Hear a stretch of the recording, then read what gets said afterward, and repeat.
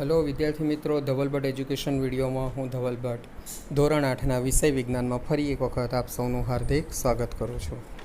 विद्यार्थी मित्रों, આપણે ગયા અંકની અંદર બળ અને બળની વિવિધ પ્રકારની અસરોની ચર્ચા કરી હતી। હવે આજે આપણે એ જ ટોપિકને આગળ વધારીએ તો આપણો આજનો પહેલો પ્રશ્ન મગજમાં અહીંયા આવે છે કે શું કોઈપણ પદાર્થ ઉપર બળ આપવામાં આવે તો તે પદાર્થની જે મૂળભૂત અવસ્થા છે, એટલે કે એની જે ગતિની અવસ્થા હોય તો એની અંદર શું કોઈ ફેરફાર કરી શકાય છે? તો આપણે એને એક પ્રવૃત્તિ સ્વરૂપે ભણીએ।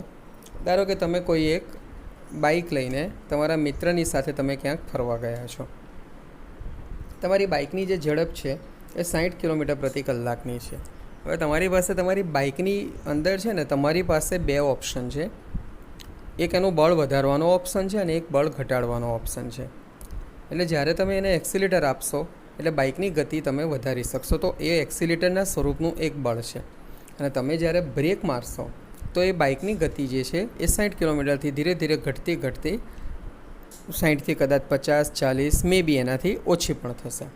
તો આ તમારી પાસે બીજો ઓપ્શન છે। એટલે એવું કહી શકાય કે તમે બ્રેક સ્વરૂપનું બળ અથવા તો એક્સિલેટર સ્વરૂપનું બળ તમે આપી શકો છો। તમે જે પણ બળ આપશો તો એના પ્રમાણે પેલી બાઇકની ગતિની અંદર ફેરફાર થાય છે। તમે એક્સિલેટર આપશો તો બાઇક વધુ ઝડપે ગતિ કરશે અને બ્રેક મારશો તો બાઇકની જે મૂળ ઝડપ છે એ ઝડપમાં ઘટાડો થશે અથવા તો બાઇક ઊભી પણ રહેશે। વિદ્યાર્થી મિત્રો, અહીંયા બાઇકની સ્પીડ વધારવાનો કે વધુ ઝડપે બાઇક ચલાવવાનો એવો મારો કોઈ પણ રીતે કહેવાનો આશય નથી। એટલે મારી વાતનું અર્થઘટન આને એક ઉદાહરણના સ્વરૂપમાં જ કરવું, વ્યવહારિક રીતે પ્રાયોગિક ધોરણે આને અમલમાં મૂકવાનો બિલકુલ પ્રયત્ન આપમાંથી કોઈના પણ તરફથી ના થાય તેનો ખાસ આગ્રહ રાખું છું અને આપ પણ આવું કોઈને સૂચન કરશો નહીં, એ મારી તમને સલાહ છે। આ માત્ર એક ઉદાહરણના સંદર્ભમાં જ લેવાનો આગ્રહ રાખજો। વિદ્યાર્થી મિત્રો, આપણે એક અન્ય એક્ઝામ્પલની ચર્ચા કરીએ। તમે ફૂટબોલની રમત રમેલા હશો। ફૂટબોલની રમતની અંદર જ્યારે પેનલ્ટી કિક લેવાનો સમયગાળો આવે છે ને ત્યારે ગોલ પોસ્ટની સામે ઓપોનન્ટ ટીમ જે છે એ બોલને કોઈ એક સર્કલમાં મૂકે છે। એ વખતે બોલની જે પ્રાઇમરી જે વેગ જે હોય અથવા તો એની ગતિ જે છે એ શૂન્ય હોય, એટલે કે સ્થિર અવસ્થામાં હોય છે। હવે જ્યારે ખેલાડી 5-7 કદમ કે 10 કદમ દોડીને આવીને પોતાના પગથી કિક મારશે ગોલ પોસ્ટ તરફ, તો એ એનું જેટલું પણ બળ હશે મહત્તમ એ બળ લગાવવાનો પ્રયત્ન કરે છે અને બોલને કિક મારે છે ગોલ પોસ્ટ તરફ, જેના કારણે શું થશે કે બોલ જે છે એ ગોલ પોસ્ટ તરફ વહન કરે છે। તો વિદ્યાર્થી મિત્રો, અહીંયા શું થયું? બોલની પ્રારંભિક અવસ્થા સ્થિર હતી, પણ એની અંદર જ્યારે ખેલાડીના પગના સ્વરૂપનું બળ લાગે છે ત્યારે એની ગતિ વધે છે અને ગોલ પોસ્ટ તરફ એ દૂર જાય છે। એ વખતે એનો વેગ ઘણો વધારે હોય છે। આમ આપણે કહી શકીએ કે વિવિધ પ્રકારની પદાર્થની અવસ્થાઓ, ચાહે એ સ્થિર અવસ્થા હશે તો બળ આપવાથી એ ગતિમાન અવસ્થામાં આવશે, અને જો એ પદાર્થ ગતિમાન અવસ્થામાં હશે તો એને તમે સ્થિર અવસ્થામાં પણ લાવી શકશો। દરેક રમતની અંદર, હોકીની રમતથી લઈને ક્રિકેટથી રમતથી લઈને બેડમિન્ટનની રમતથી લઈને દરેકની અંદર બળનું આ મહત્ત્વ દર્શાવેલું છે। તો આ થઈ બળની વિવિધ પ્રકારની અસરો।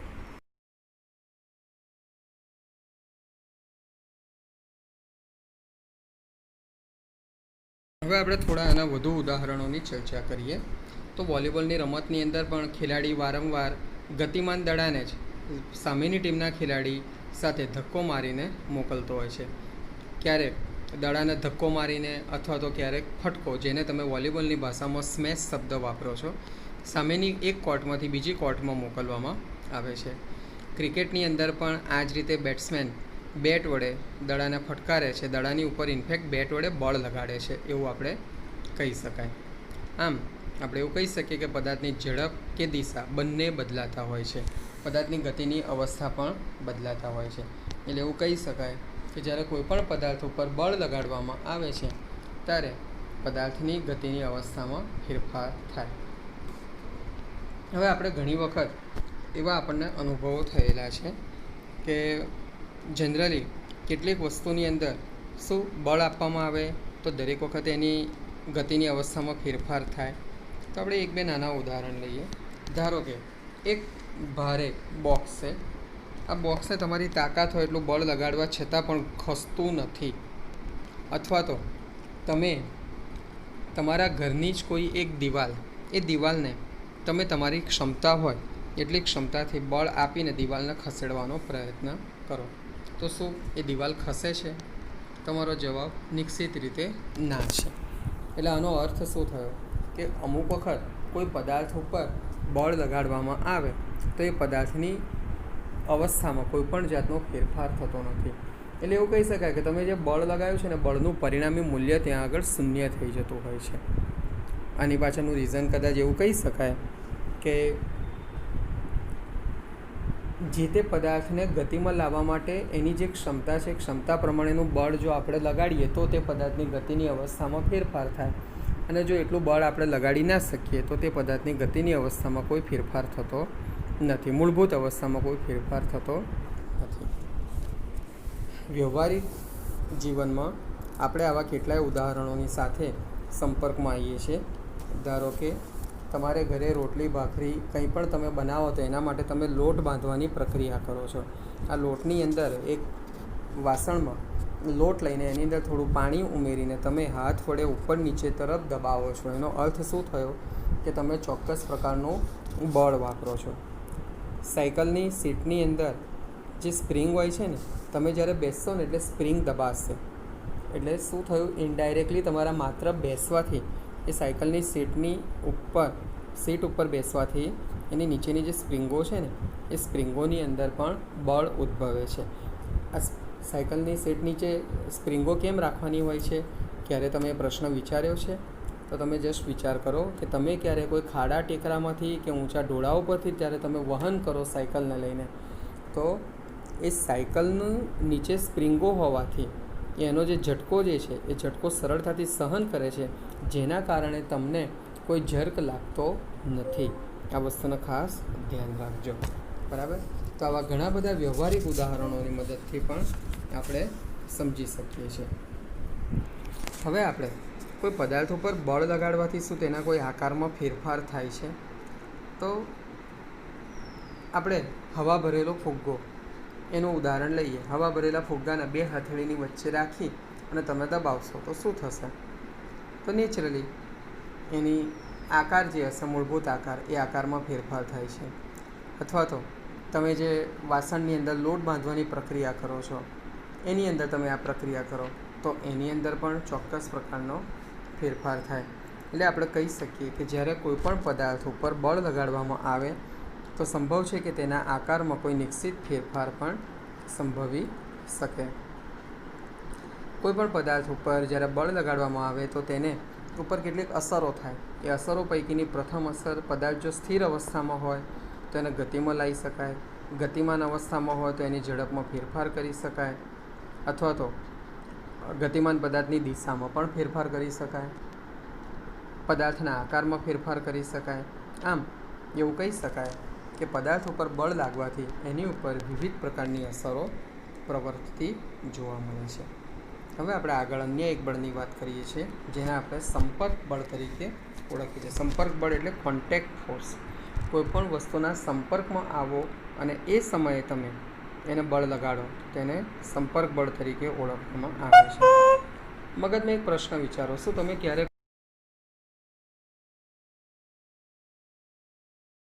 તો કદાચ તમારો જવાબ હશે એ કેવી રીતે શક્ય બને કે કોઈપણ પદાર્થને સ્પર્શ કર્યા વગર કે અડક્યા વગર એની ઉપર બળ વાપરી શકાય? વાત તમારી સાચી છે.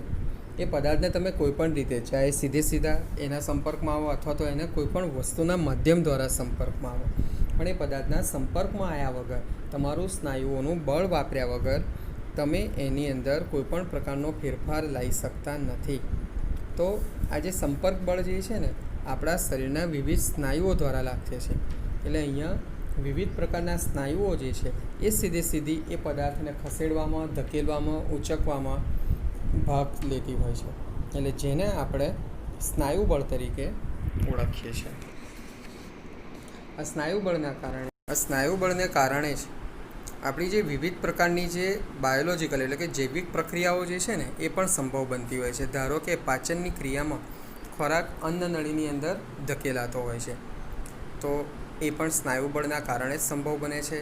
શ્વસનની પ્રક્રિયામાં શ્વાસ શરીરમાં અંદર દાખલ થતો હોય છે, નાક વાટે ફેફસામાં દાખલ થાય છે. છોડતી વખતે જ્યારે ઓક્સિજન શરીરમાં દાખલ થાય ત્યારે ફેફસા ફૂલે અને મુક્ત કરીએ ત્યારે એ સંકોચન પામે છે. તો આ બધી જ વસ્તુઓ સ્નાયુબળના કારણે સંભવ બને છે. પ્રાણીઓ પણ તેની વિવિધ પ્રકારની શારીરિક ક્રિયાનો જ ઉપયોગ કરીને પોતાના કાર્યો દર્શાવતા હોય છે. ધારો કે તમને આકૃતિમાં જે દર્શાવેલું છે કે એક બળદ ગાડાની ઉપર ઘણું બધું વજન લઈને જ્યારે બળદ એ ગાડાને ખેંચે છે તો બળદ પણ પોતાના સ્નાયુ બળનો જ ઉપયોગ અહીંયા દર્શાવતા હોય છે. ઘોડો પણ જ્યારે કરે છે ગતિ, તો ઘોડો પણ એની જે શારીરિક બળ છે અથવા તો સ્નાયુ બળ જે છે એનો જ ઉપયોગ કરે છે. એટલે સ્નાયુ બળ ત્યારે જ લગાડી શકાય જ્યારે તે કોઈપણ પદાર્થના સંપર્કમાં હોય, એટલે આપણે એને સંપર્ક બળ અથવા તો કોન્ટેક્ટ ફોર્સ તરીકે પણ ઓળખીએ છીએ. બરાબર? તો આ એક થયું સંપર્ક બળની વાત. હવે આપણે આગળ અન્ય એક ચર્ચા કરીએ. જે અન્ય ચર્ચા કરવી છે ને એની અંદર હું તમને જ્યારે તમારું નાનપણ થોડું વધારે પડતું નાનપણ યાદ કરાવું કે તમે જ્યારે નાના હતા ત્યારે તમને બોલ ગબડાઈને તમારા મમ્મી પપ્પા રમાડતા હશે. બરાબર? તમે તમારા પોતાના થોડાક આવા નાના નાના અનુભવોને યાદ કરો.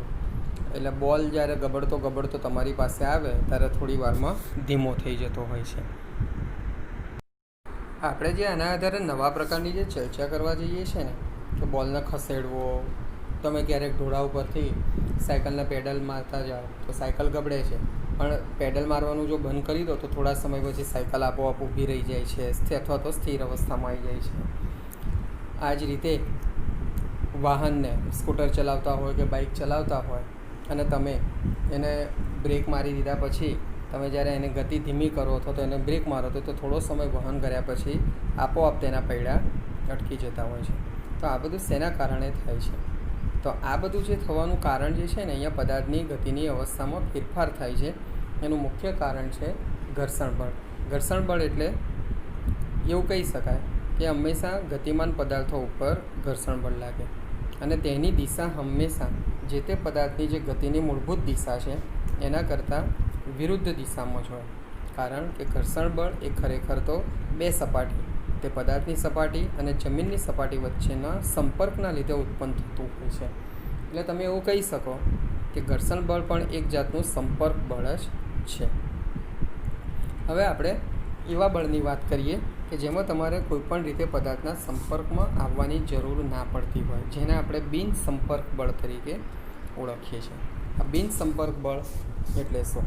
તો શું તમને પોતાને કોઈને ધ્યાન છે કે આવું કોઈ બળ હોઈ શકે ખરું? આપણે એની ચર્ચા કરીએ તો આવું બળ એટલે ચુંબકીય બળ. લોહી ચુંબકની અંદર લોખંડના ટુકડાની નજીક જ્યારે ચુંબકને લઈ જવામાં આવે તો તમે એની નજીક જાઓ છો. એ બંને પદાર્થોને શું એકબીજાના સંપર્કમાં લાવો છો? તમે સંપર્કમાં નથી લાવતા, પણ એ ચુંબકીય બળની અસરના કારણે એ લોખંડનો ટુકડો આપોઆપ ચુંબક તરફ આકર્ષાઈ જાય છે. તો આ જે થયું એ બિન સંપર્ક બળ અથવા તો ચુંબકીય બળ થયું. એટલે કે એના અંદર તમારે કોઈપણ રીતે એ જે તે પદાર્થોના સંપર્કમાં આવવાની જરૂર હોતી નથી. વિદ્યુત ભાર આધારિત તમે જે વિદ્યુતનું વહન તમારા ઘરની અંદર વિવિધ પ્રકારના જે બળોથી વિવિધ પ્રકારના ઉપકરણો તમે ચલાવો છો, ટ્યુબલાઇટથી લઈને ટીવીથી લઈને કમ્પ્યુટરથી લઈને બધી જ વસ્તુ, તો એ પણ ચોક્કસ પ્રકારના બળના કારણે વિદ્યુત ભારિત પદાર્થ વડે બીજા વિદ્યુતભાર કે વિદ્યુતભાર રહિત પદાર્થ ઉપર બળ લાગે, તેને આપણે સ્થિર વિદ્યુત બળ તરીકે ઓળખીએ છીએ. તો એ પણ સંપર્ક બળ નથી. વિદ્યાર્થી મિત્રો, અનુમાન કરો કે તમે શું હવે વિદ્યુત બળ આધારિત પદાર્થને તમે સ્પર્શ કરો તો શું થાય? કરવાનું નથી, પણ કદાચ કરો તો શું થાય?